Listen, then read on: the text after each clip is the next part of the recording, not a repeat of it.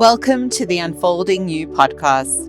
I'm Erin Smylie Walsh, and I'm thrilled to invite you on a transformative journey of self-discovery and faith.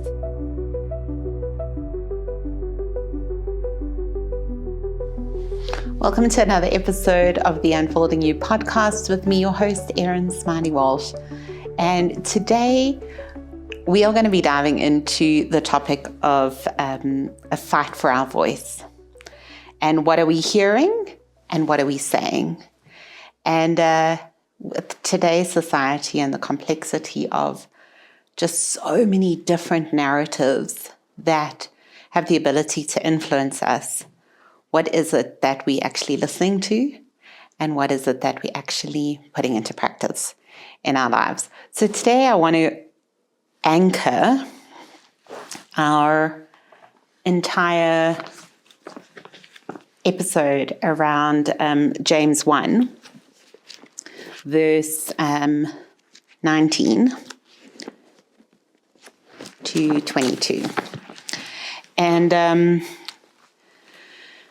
reading from the NLT, and it says, "Understand this, my dear brothers and sisters, you must all be quick to listen, slow to speak, and slow to get angry. Human anger does not produce the righteousness God desires. So get rid of all the filth and evil in your lives and humbly accept the word God has planted in your hearts, for it has the power to save your souls. But don't just listen to God's word. You must do what it says. Otherwise, you are only fooling yourselves." And it's just such a reminder to us about exercising that rhythm of hear, speak, act. Hear, speak, act. And the deception of hearing alone without doing. Because we can hear, but not actually put into practice what is being said to us. So that leads us into, what are you hearing? What are you actually hearing? Are you listening to God versus the worldly noise?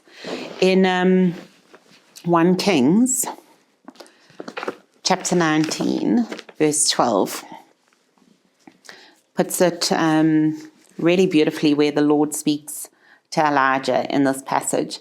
But it's about the contrast. It's God's gentle whisper versus the shouting noises of culture, social media, your peers.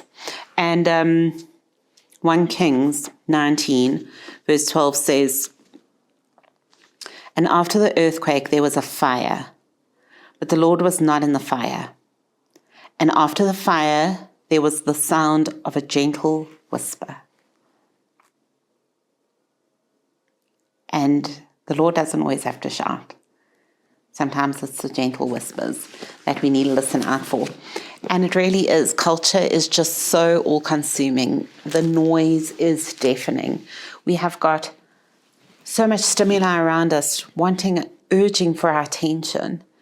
And yet the Lord is in the whisper. It's in the stillness. It's in that quiet spaces. And we need to teach ourselves to start listening to God over the worldly noise. What is our personal antidote? I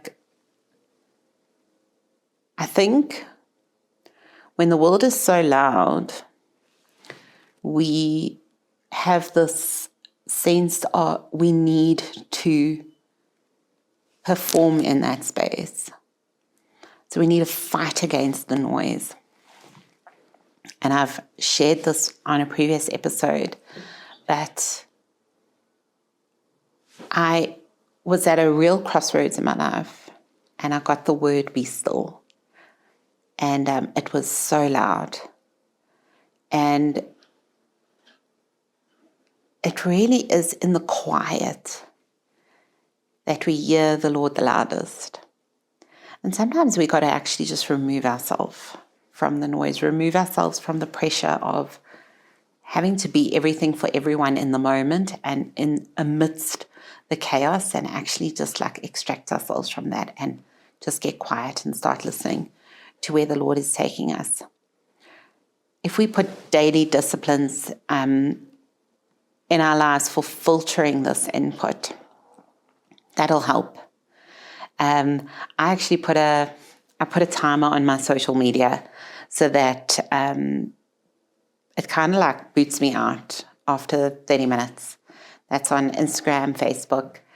And I just find it like helps me eliminate the distraction. Yes, you can override it, but it just means that the notifications aren't coming in. I put a focus like hour from like 9:30 to 10:30, where only like my favorite list can actually get through. And I just try and like cut out the noise. You could be doing this by, is it spending time in the Word just for 15 minutes before your day starts? Is it journaling? Is it actually just positioning yourself in silence? It's a practice that I actually heard where you sit on a chair for 15 minutes in silence and you just start learning to listen. And yes, your mind is consumed with thoughts and stuff, but take off your smartwatch, silence the phone, silence the distractions, and actually just sit and listen and practice to hear the Holy Spirit speak to you. It's something I really want to exercise daily and that I'm actually committing to practice in my life. What voices have you been tuning into the most? God's voice or the world's voice? It really does have the power to shape our identity and how we see ourselves. What we listen to versus what we actually practice, and what we continue listening to is how we actually practice. And I see that with my girls as well. Like, what are they actually watching on TV?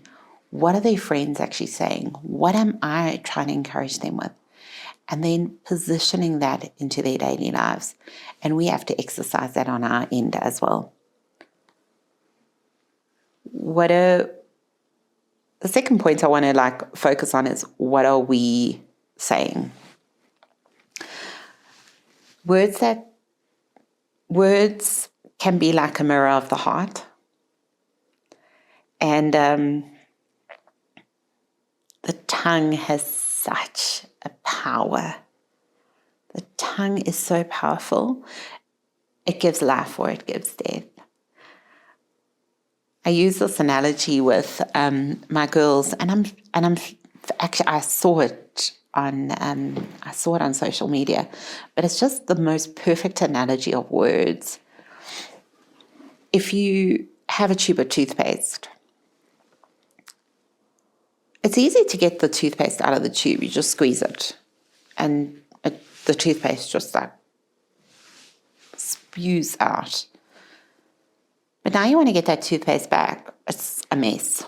Trying to shove it back into the toothpaste holder, it's an utter mess. It's exactly the same with words. Words are so easy to get out, but man, if you've said the wrong thing, it's really difficult to take it back.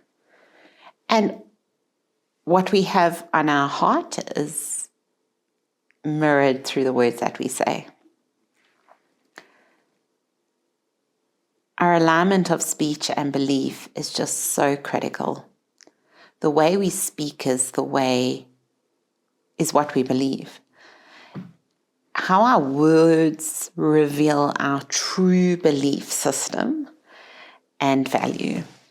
If we're consistently speaking negative words over ourselves, if we're consistently speaking negative words over others, that's really the narrative we're living by.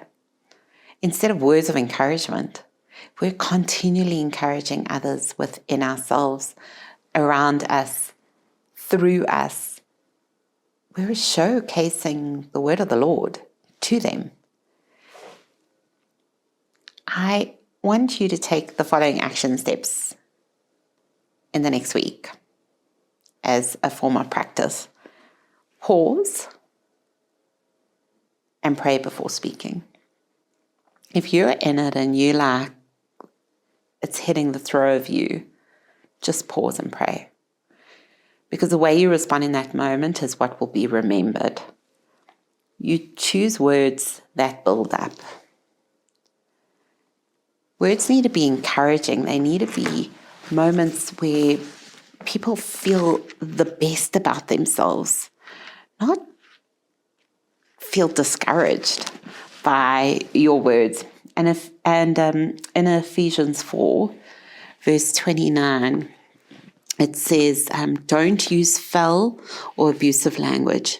Let everything you say be good and helpful, so that your words will be an encouragement to those who hear it.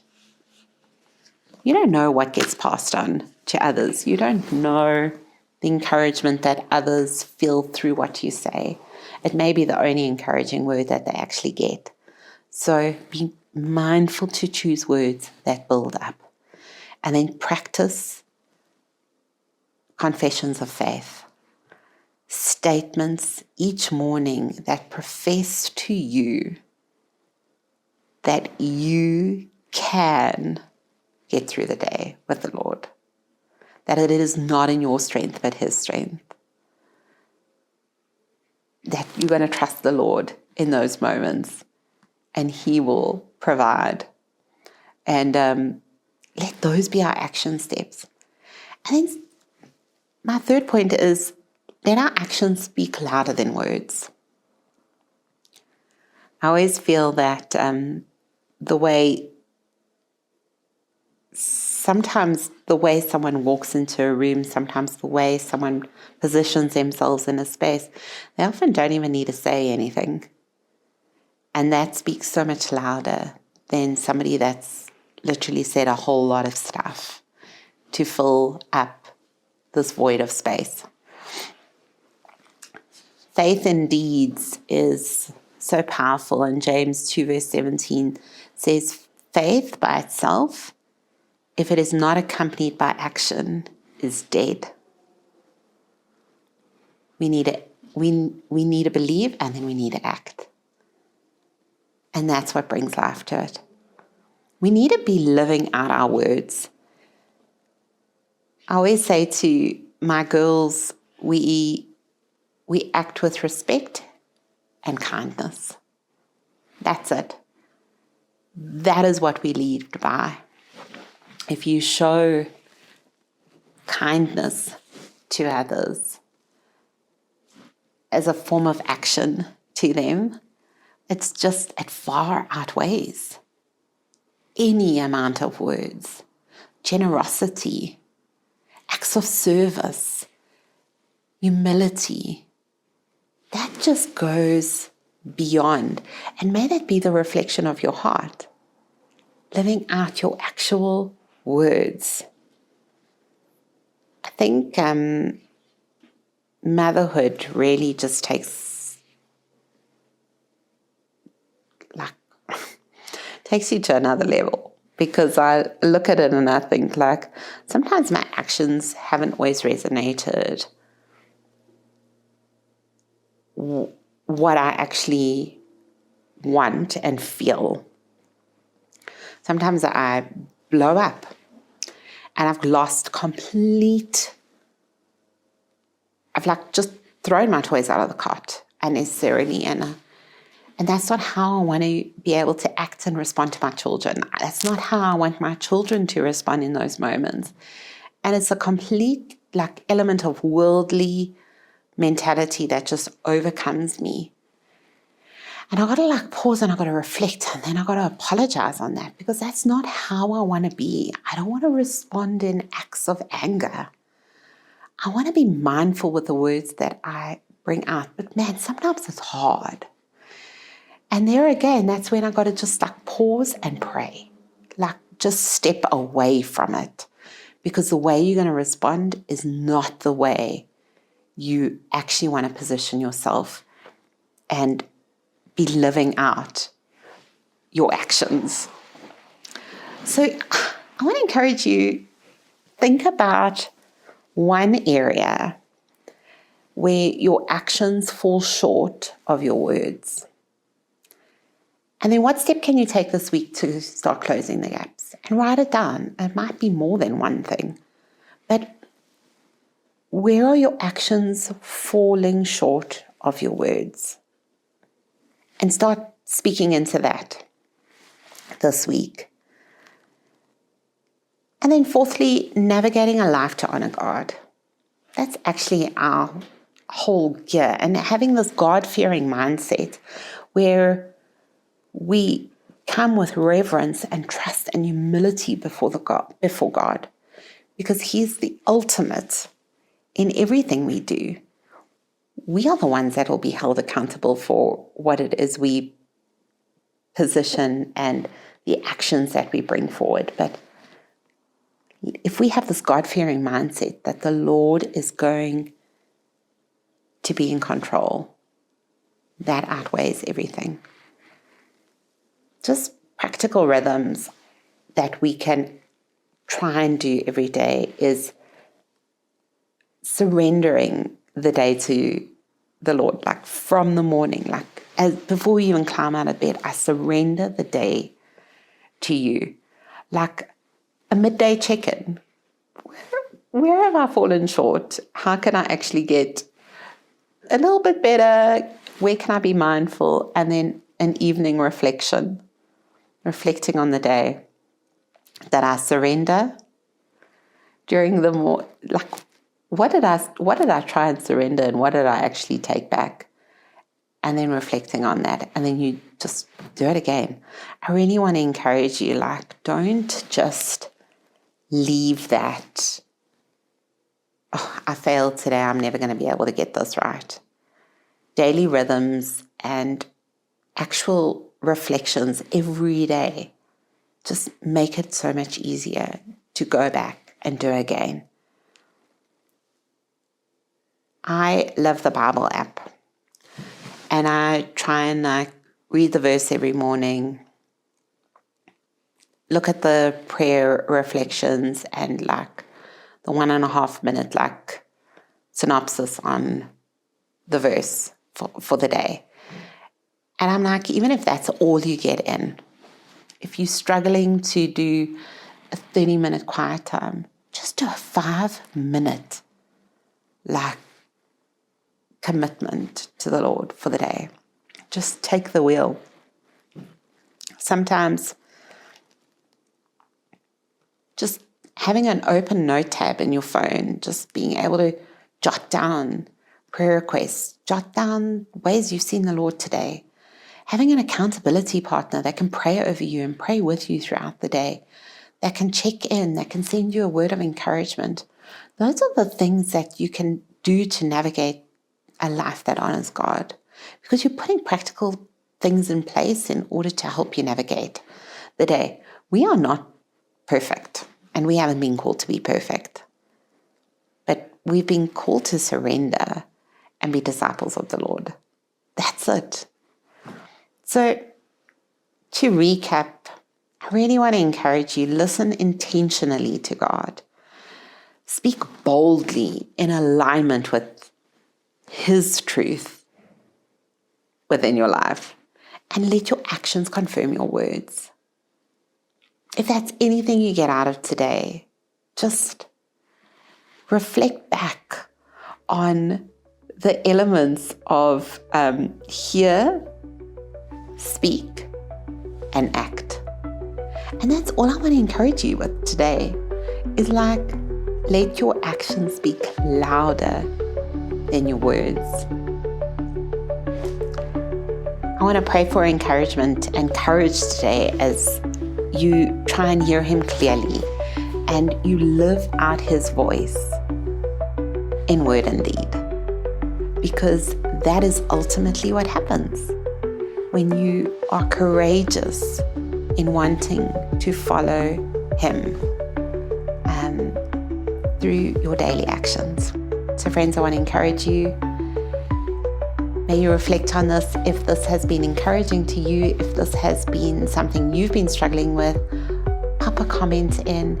If this is something you could share with a friend of yours, somebody else to encourage them in their walk, please do so. And thanks again for following us. And until next time, see you then. Bye.